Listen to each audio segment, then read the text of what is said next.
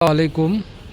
আমরা ওয়াশরুমের basin, commode, বিভিন্ন প্রকারের যে আসবাবপত্র আছে, টাইলস, এগুলো আমরা ওয়াশ করে থাকি। এই যে দেখুন, এক জায়গায় আমরা এগুলো ওয়াশ করার জন্য কন্ট্যাক্ট পেয়েছি, আমার লোক ওয়াশ করতেছে।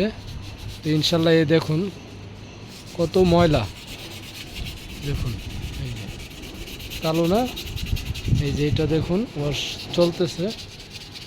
তো যে কোনো পরিষ্কার হচ্ছে, ছোট ভাই পরিষ্কার করতেছে, দেখবেন ও এই কাজে খুবই পারদর্শী, খুব ধৈর্য সহকারে কাজ করে থাকে।